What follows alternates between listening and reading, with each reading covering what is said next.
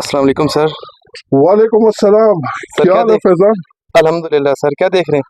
यार आज मैं कोशिश कर रहा था भी इसको सेट करूं। मैंने आज देखना है एंड्रोमेडा गैलेक्सी जो है ना, उसको देखना है। तो सर ये ये टेलीस्कोप बता दें कहाँ से लिया आपने? ये टेलीस्कोप मैं चाइना में था तो मैंने वहां से ली थी। चाइना में मतलब समीर तो बहुत छोटा था, तो फिर यहाँ पे उसको मैं आके ट्रेनिंग दिया। खासकर पे जुपिटर्स के मून दिखाए इससे। अपने मून को हम बड़े फोकस करके देखते थे, वेनस को देखते थे, मतलब मार्स के बड़ा क्लोज करके देखा। फिर एक आध दफा आपने सैटर्न के रिंग्स भी देखे हैं इससे। तो ये टेलीस्कोप बड़े काम की चीज है, बड़े मजे की चीज है उसमें जो है।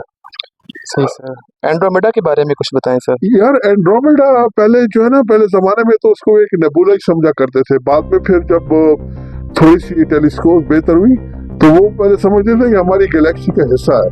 लेकिन एंड्रोमेडा एक अलग से गैलेक्सी, एक अलग से कहकशां है जो हमारी कहकशां से तकरीबन दुगनी से ज्यादा बड़ी है। हमारी कहकशां का डायमीटर जो है वो 1 लाख नूरी साल है, वो 100,000 लाइट ईयर। जबकि उसका जो है वो 2,20,000 नूरी साल है उसका। हमारी गैलेक्सी में कहते हैं कि 100 अरब से लेके 400 अरब सितारे।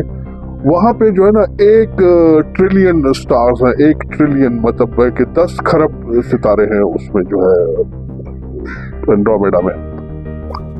और जैसे साइंसदान कह रहे हैं कि एंड्रोमेडा और हमारी गैलेक्सी दोनों करीब आ रही हैं, और आइंदा तकरीबन 4.5 अरब साल में ये दोनों मिलके जो है ना वो एक बहुत बड़ी गैलेक्सी बन जाएगी, अगर तब तक कयामत ना आई तो। सही है sir, okay sir, thank you, आप कंटिन्यू करें। ओके, अल्लाह हाफिज़ सर।